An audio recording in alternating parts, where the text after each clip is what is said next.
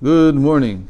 Today is the 17th of Shvat and the 8th of February, and we're continuing with the Maimer, the essay from the Rebbe Rashav, the 5th Lubavitcher Rebbe, and the question of why did Jethro have to convert before the Torah could be given. We said that the crux of everything will be the addition of the letter Vav to his name. We spoke yesterday, we finished with the example of the earth being able to give produce.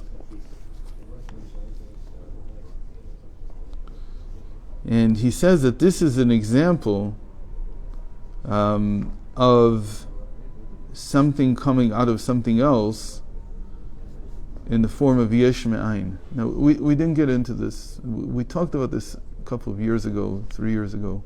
I told you that when the Alter Rebbe decided to begin to truly explain what Chasidut means, the main article was Rav Tovcha Yabil.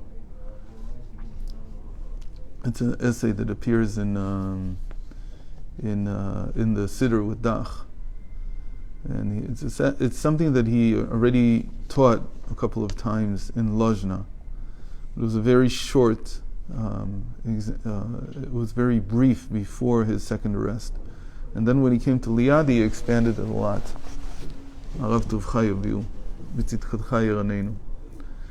So, in that essay, he explains the differences between etzem and itpashtut and heilem vegilui. And we got into it back then. This is something of the same nature, that there's and it's a philosophical argument that there's a difference between what we call ishtalshelus, meaning mechanical changes of energy, and what we call something from nothing, which means that you can't trace back where the origin of the energy is. When you say yesh mi'ayin, you're saying that something didn't come mechanically out of something else. The whole picture of the Greek Well, yesh mi'ayin meant literally that.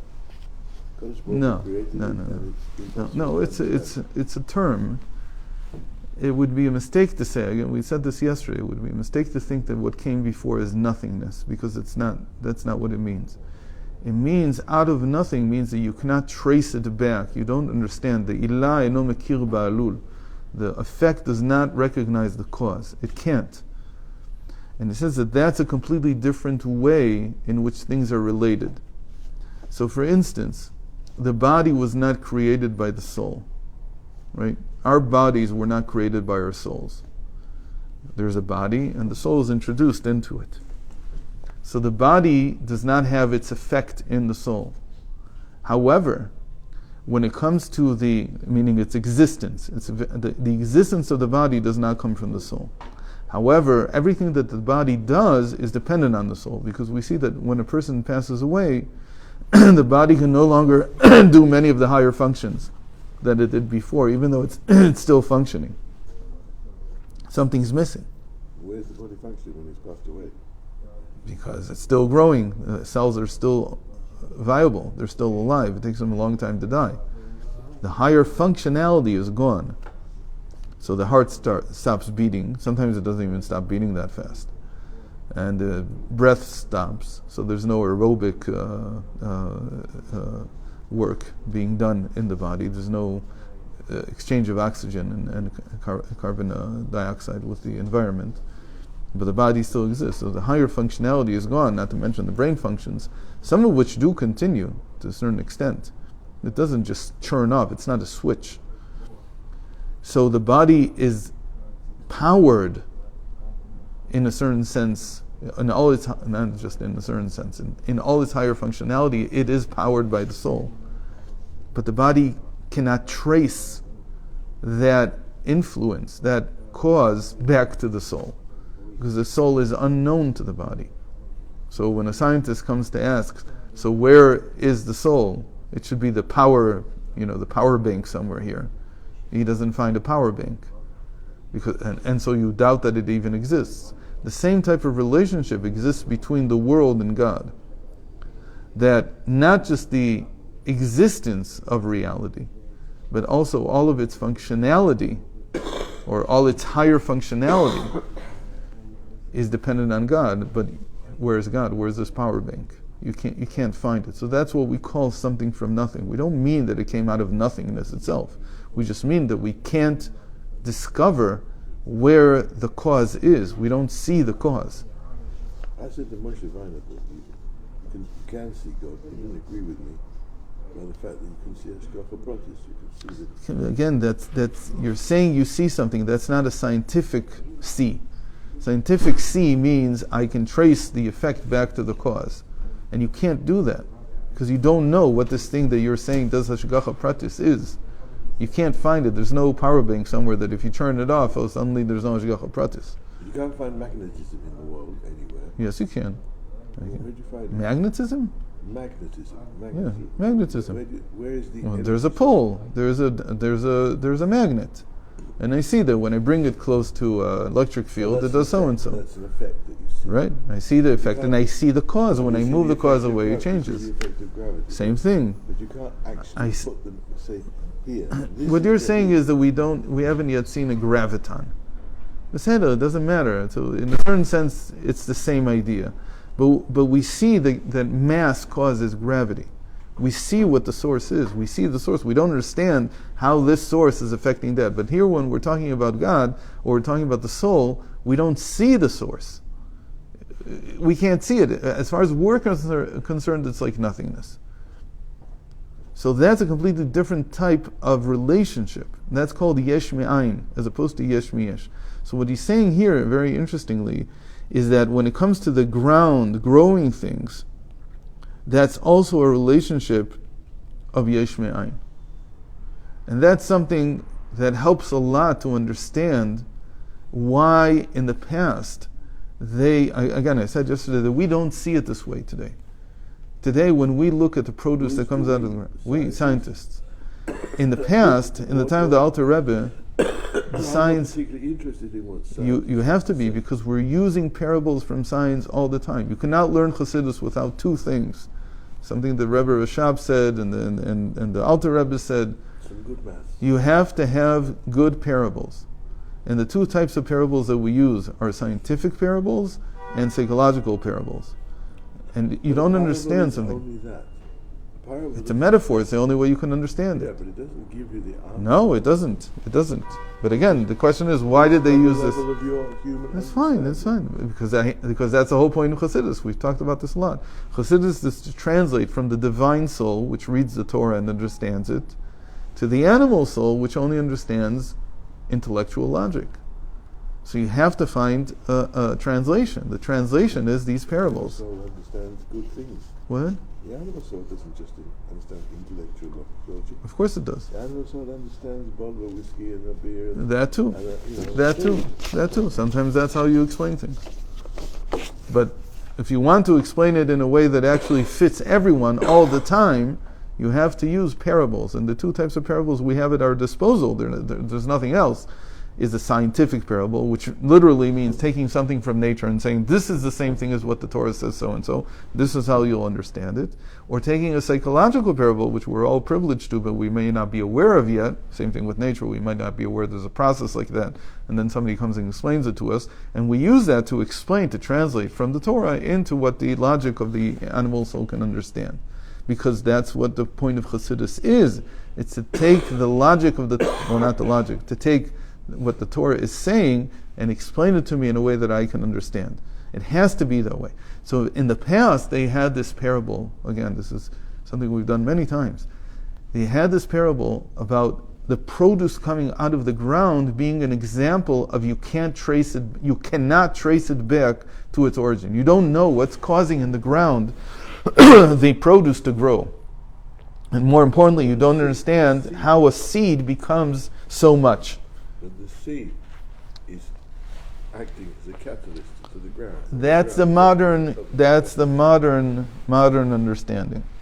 That the seed is acting as a catalyst to gather the nutrients, and once there are leaves, that's when the real growth starts, because then they can take in photosynthesis and they transform light energy into sugars and water and so on. But that is the modern understanding. So in our modern understanding, we wouldn't say that the produce growing out of the ground is an example of yesh mi'ayin. It's not an example of something from nothing. It's an example of something from something. So we have to use other parables. Same time about the seed. What? Of course, he said it was used everywhere because it was a very well-known parable. And it was accepted at the time, but you have to understand, you have to update the parables because science has changed. So today, if you say this to a modern person, so how did you get 100 kilograms of wheat out of a kilogram of seed? They say, no problem, because you watered it, and look at how much water you brought in, and there's light energy, and there's nutrients in the ground, and it's all conservation of energy and conservation of matter. There's nothing happened. There's nothing special that happened. What do you mean? It doesn't matter what Chasidut. Chasidut is using a parable from science, and the science has changed. So if you come and use this today, it's irrelevant. You just have to understand that it's irrelevant. What do we use instead today? We use all kinds of examples from electricity, which was not available in their time, or some of the psychological examples which still hold. The psychological examples probably will not change. But it could be that our understanding of psychology will change over the next 100 years. And then these parables will no longer be useful. But you can't... Psychology is not God-given, so there's no reason why it shouldn't change. No, you're right, but there's a caveat to that. But let's not get into it now, okay? Because we want to move forward, because we're not going to get through anything if we keep at this pace. Okay. So I want to skip the whole seed in the ground parable and move on. Where are you holding? Uchmochen, ayin dalet. Next page. Third line. וכמוכן יובן למעלה עניין התהוות העולמות מאור אינסוף ברוך הוא שמציאות היש הוא דבר חדש לגמרי. Same thing is true, again, if we would accept the seed parable. But we have to accept this something from nothing type of creation or coming into being. That the worlds, when they came out of the infinite, when they came out of the infinite, they came out as something entirely new. And there is no connection. En lo aroch veyichus klal lakoach ha'ayin me'aveh oto. The reality cannot find what is creating it. Again, that was the point that he wanted to get to. That we look at this reality and we say, where did it come from? So science keeps trying to figure it out, but still hasn't. So it's still a good example. Reality has no direct connection to its cause. We don't see where the cause is. The main point here is that because of that, it doesn't end, it doesn't finish. When you have a series of causes and effects, they eventually run out of steam. Eventually. Something takes over. And it stops. But when there is no direct link between the cause and effect, then it doesn't run out of anything. It can continue forever. It's a very important point, but we can't get in. I don't remember how much he does here with it. In any case, there's a whole philosophical argument about this. That this is what stands behind the fact that reality does not end.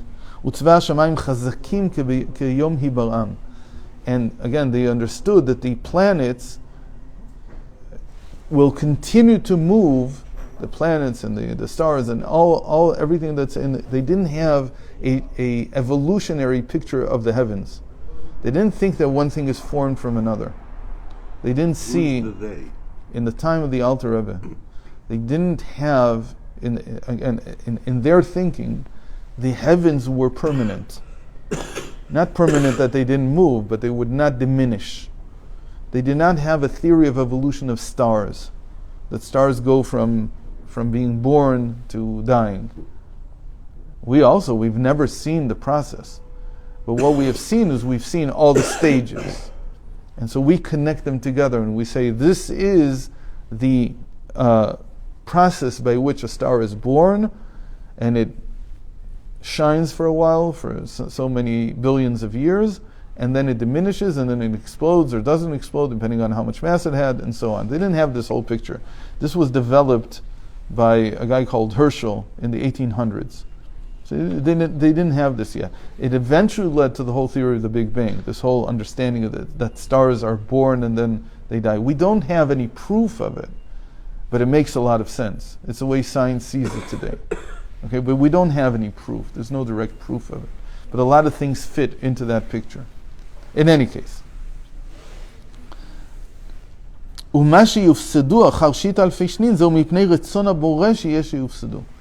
And he says here that what it says that the world will exist for 6,000 years, that's the only limit on their existence. That when God decides that it's over, then it'll be over. But they don't diminish by themselves. So there's no picture in Torah, he says, there's no picture in Torah of the universe slowly giving way to entropy and everything becoming dark.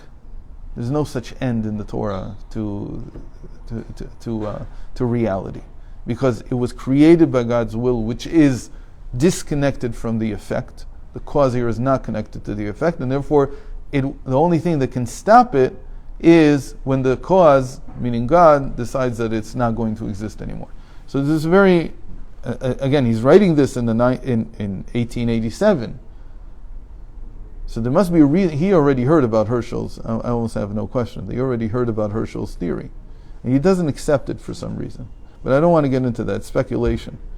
אבל כל שיטה אלפי שנין שהרצון הבורא שיהיו קיימים הרי הוא כיום יברם, כמו שכתוב שם באריכות. But as long as the God wills that it exists the same way as when it was created. I mean, there's no entropy. They were very well aware of entropy. They knew that here on Earth, what's the whole thing that Aristotle divides between what's below the Galgal HaYareach, between the orbit of the moon, and what's above the orbit of the moon. What he says really is that what's underneath the orbit of the moon is affected by entropy. It's susceptible to entropy. And entropy means it's going to break apart at some point. We see that everything under the orbit of the moon is born and dies. But everything above the orbit of the moon, all the stars, everything there, is eternal. It doesn't change. Again, that's from a limited perspective, but that's what it looks like. So entropy only affects from the orbit of the moon and down. All this because they come out something from nothing. And the important thing is that it's a skip. You cannot trace what happened, what you see here, the effect, back to the cause.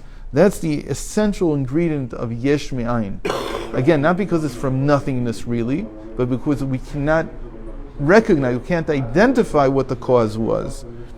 וזהו מה שכתוב, רבות עשית אתה השם אלוקי, נפלאותיך ומחשבותיך אלינו אין ארוך אליך, פירוש מה שרבות עשית, הם ריבוי הנבראים שנבראו, הם מבחינת מחשבתו יתברך, מה שעליו רצונו שיהיה עולמות, אבל באמת אין ארוך אליך, פירוש העולמות, אין להם ערך כלל לגבי מבחינת מחשבתו יתברך, שהוא החיות המחיה ומהווה אותם.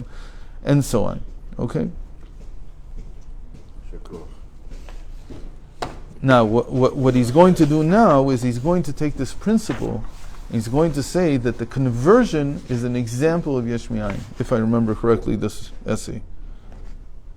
Okay, we need to keep going with this. Maybe we'll do it next week as well. Yeah, we can take time. It doesn't have. We don't have to finish it this week.